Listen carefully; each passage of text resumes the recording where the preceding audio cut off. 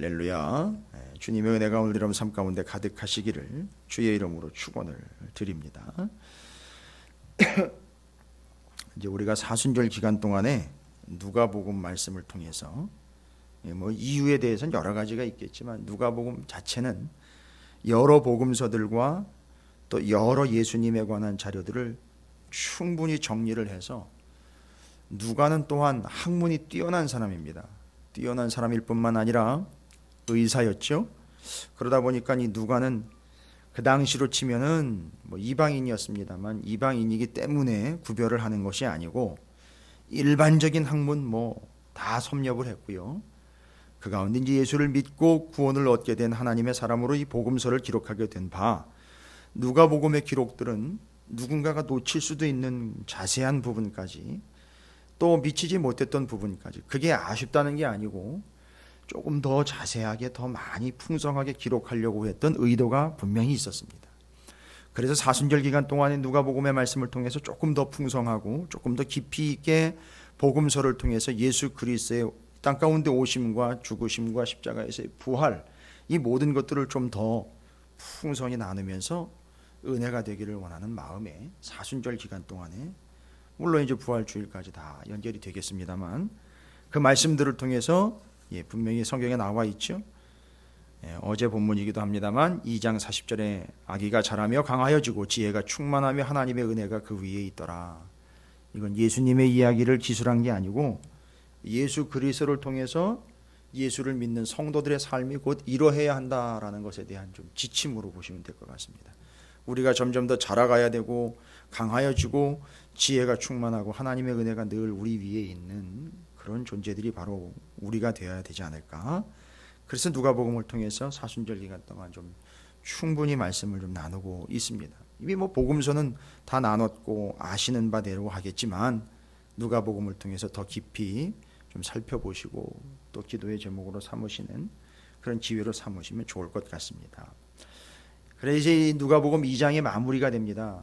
뭐 아직도 누가복음이 많이 남아있는데 2장을 마무리한다라는 표현을 쓰느냐. 왜냐하면 누가가 의도한 바가 분명히 있기 때문에 그렇습니다.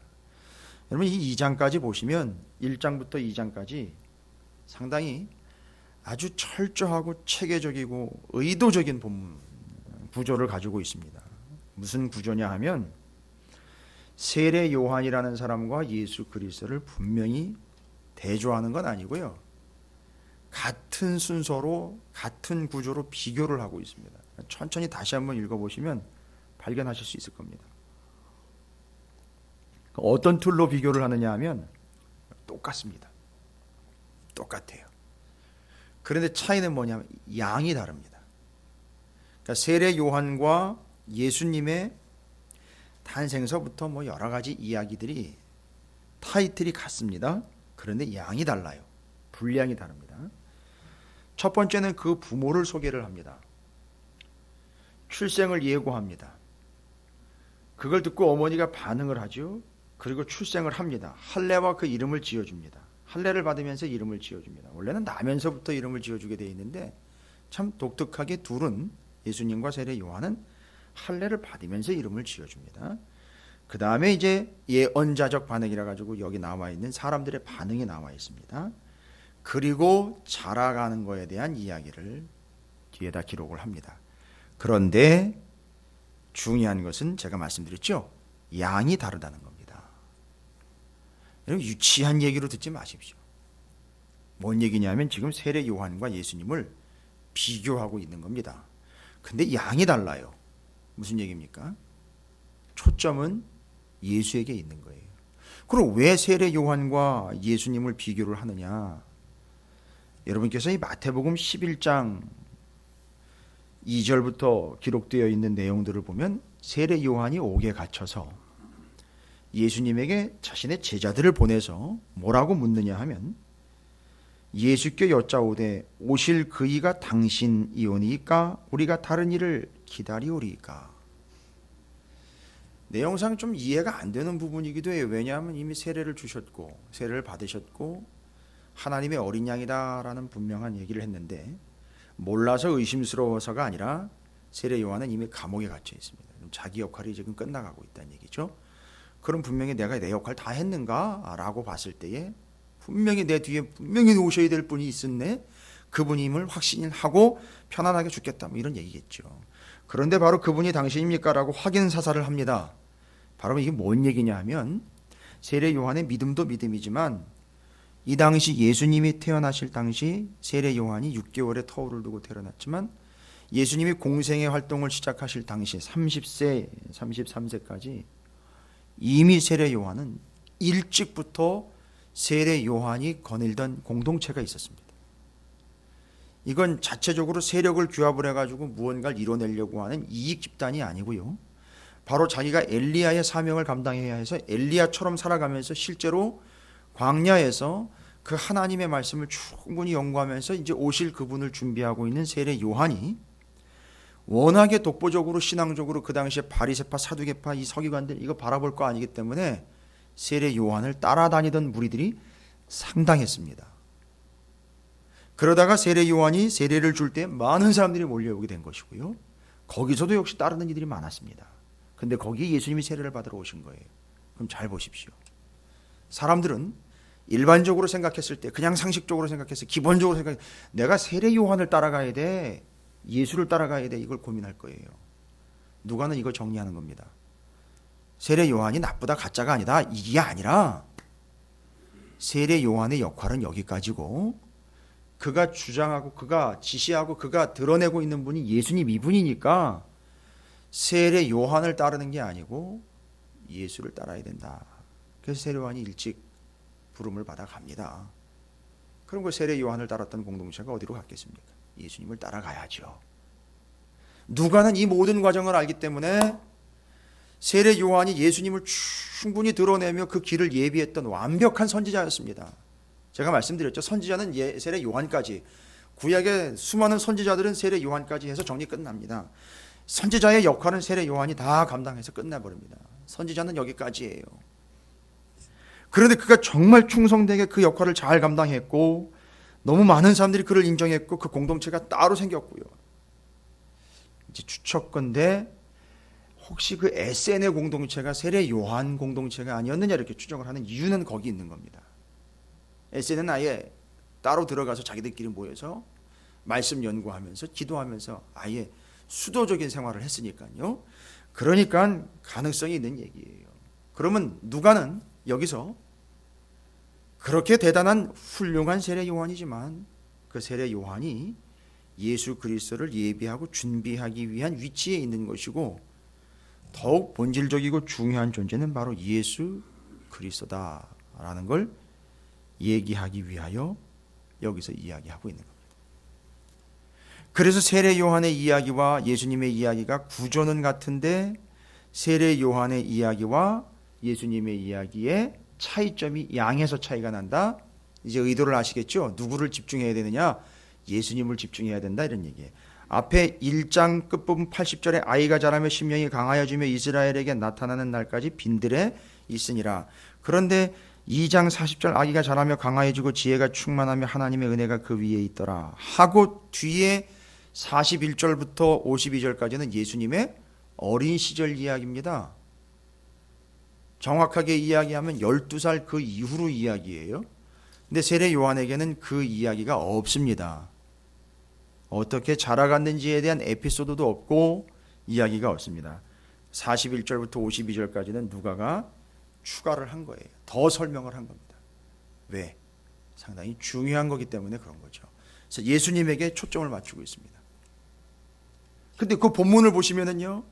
세례 요한과 세례 요한 공동체와 예수님과 예수님을 따라다니는 제자들과 이제 교회와 비교하는 부분에 있어서 거기서 멈추질 않고 잘 보시면 41절, 42절 이렇게 한 가지 상당히 중요한 사건이 12살 때 있었던 일에 기록을 남기고 있습니다. 여러분 제가 마리아 이야기를 드릴 때에 결혼 정년기 또한 그 앞에 남아있던 여선지 안나에 대한 이야기도 할 때에도 결혼 제일 어렸을 때 했을 때 제일 아무리 어려서 해도 결혼 연령을 12세부터 잡은 이유가 있죠. 왜냐하면 유대인들이 12살부터 성인식을 치르기 때문에 아무리 일찍 해도 12살로 제일 빨리 당겨서 추정을 해도 12살. 그래서 12살 내지 14살 그 사이에 결혼. 이걸 추정해낸 이유가 바로 그겁니다. 근데 어디에도 그걸 정확하게 기록한 데는 없어요. 근데 그렇게 추정하는 겁니다. 바로 그 12살 시절의 예수님 얘기예요. 그러니까 이제 예수님이 성인이 될 때의 이야기예요. 성인식이라고도 하고요. 바르 미츠바라는 유대인들의 관례가 있는데 그걸 하기 위해서 6월절에 올라갔다가 아예 거기서 성인식을 하고 내려왔다. 이렇게 설명을 하기도 하고요. 본문이 가지고 있는 의도를 우리는 봐야 됩니다. 앞에서 세례 요한과 예수님 충분히 비교했습니다. 그런데 지금 예수님의 어린 시절에서는요. 무언가 조금 우리가 봤을 때에도 뭔가 비교가 돼요. 이번엔 누구랑 비교가 되느냐면 그의 부모가 비교가 돼요. 그의 부모가 해마다 6월절이 되면 예루살렘으로 가더니 맞습니다. 잘 지켰어요. 율법 잘 지키는 부모였습니다. 아주 말씀에 대해서는 철저하게 잘 지켰습니다. 근데 예수께서 12살 되었을 때에 그들이 이 절기의 관례를 따라 올라갔어요. 여전히 따라 올라갔습니다. 그 날들을 마치고 돌아갈 때에 아이 예수는 예루살렘에 머무셨더라. 그 부모는 이를 알지 못하고 동행 중에 있는 줄로 생각하고 하룻길을 간 친족과 아는 자 중에 찾되 만나지 못하며 찾으면서 예루살렘에 돌아갔더라. 여러분 45절에 찾으면서 예루살렘에 돌아갔다는 게 뭔 얘기입니까? 들려온데 지나쳐온데 예수님과 함께 갔었던데 다 들렸다는 얘기입니다. 이게 뭐 예언자적인 그런 촉이 있어가지고선 딱 한 번에 어디 가면 찾을 수 있겠다 해가지고 가가지고 바로 성경에서 찾아낸 게 아니에요. 이 부모님은 속이 타가지고만 난리가 난 거예요. 여기저기 다 들려본 겁니다. 아니 그렇지 않습니까? 3일 몰랐던 거지만 3일을 잃어버린 거예요. 우리 이야기로 치면 3시간 잃어버리는 난리 나는 겁니다. 지금. 근데 3일 잃어버린 거예요. 그러니까 부모가 막 난리가 난 겁니다. 속이 타가지고 다 뒤져보고 다 사흘 후에 다 찾아보다가 이제 어딜 갔느냐 하면 마지막 포인트 성전 간 거예요. 성전 가서 그가 선생들 중에 앉으사 그들에게 듣기도 하며 묻기도 하시니 듣는 자가 다 그 지혜와 대답을 놀랍게 여기더라. 보세요. 부모님들은 열심히 말씀을 지키면서 잘 키워왔죠. 말씀대로. 그리고 성전에 역시 관례대로 올라왔어요. 법규대로 6월절 지키러 올라왔고 뭐 성인식하러 올라왔다고 그래도 하여튼 무엇 때문에 다 잘 지켰어요. 그런데 예수는요. 예수님은 지키는 수준에서 머무는 게 아니라 뭐 하고 있더라? 가르치고 있더라라는 얘기예요. 그러니까 지금 세례 요한과 예수님 비교했죠. 부모님과 예수님 비교했죠. 비교 불가의 존재입니다. 자, 이제 예수님이 더 이야기하십니다. 예수님이 하시는 얘기에 집중하십시오. 이거 오늘 우리가 들어야 되는 얘기입니다. 부모님 얼마나 우리 같으면요. 한 3시간 만에 찾았어 봐요. 기쁨 잠깐 그 뒤에 이놈의 자식이 어디 정신 못 차리고 어디를 혼자 싸돌아다녀.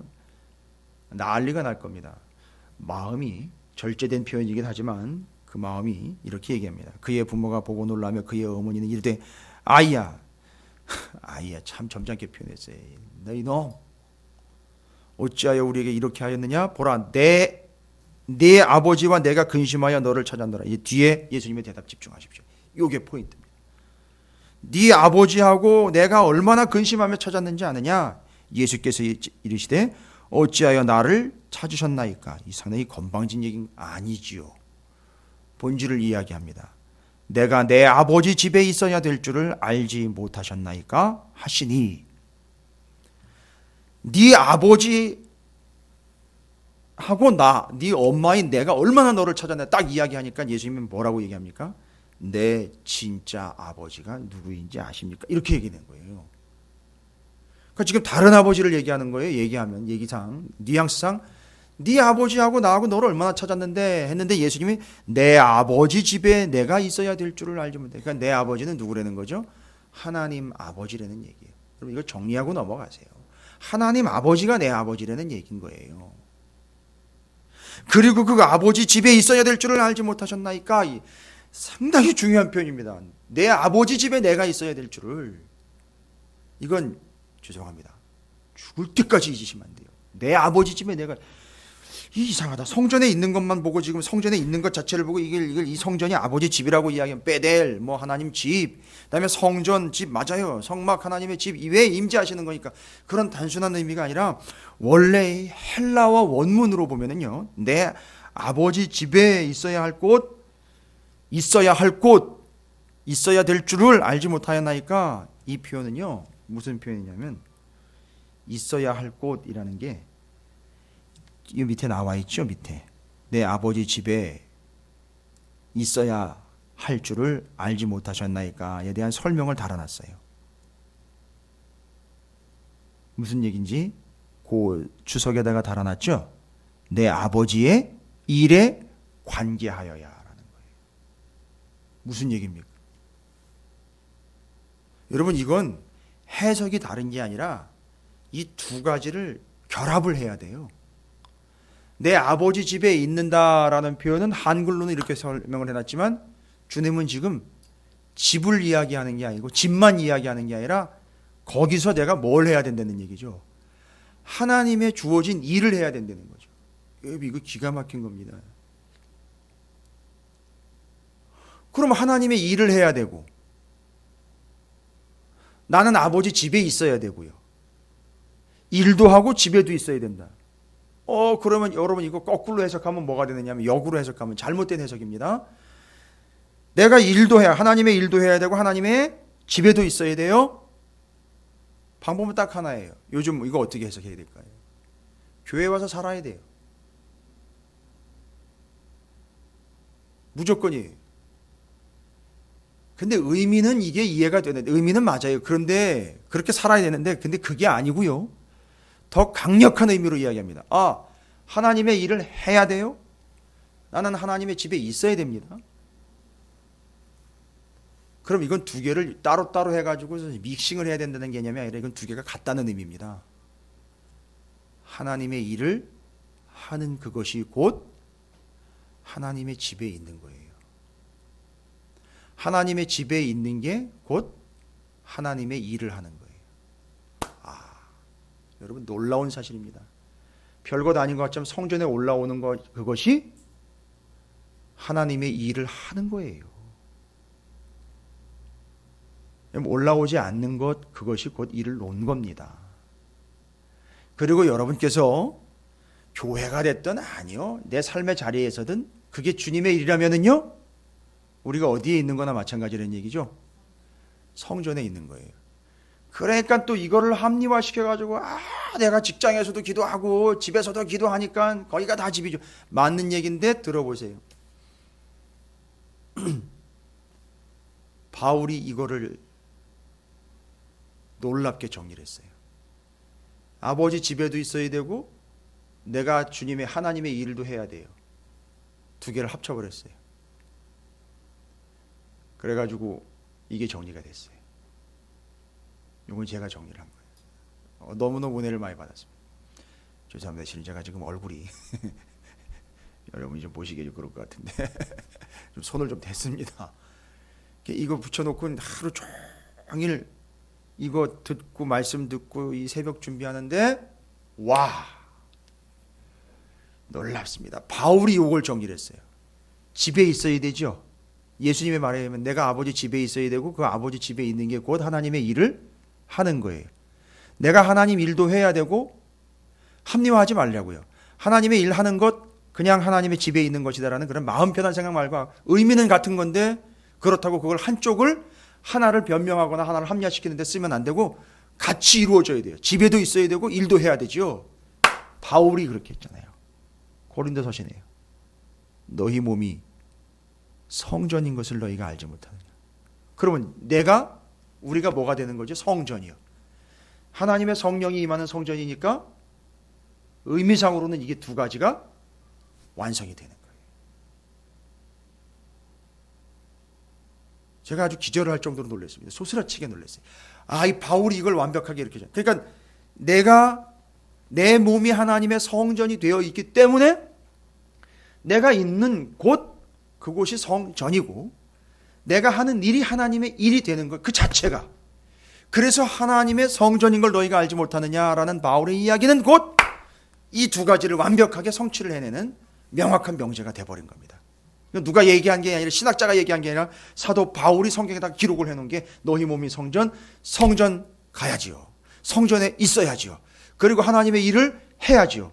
내가 하는 거니까 예, 맞습니다. 이렇게 설명드릴게요. 성전이 일하는 거예요. 성전이 일하는 겁니다. 근데 그 성전이 곧 나예요. 그러니까 내가 하나님의 성전이요 곧 내가 하는 일이 하나님의 일입니다. 여기서 제가 이제 말씀드릴게요.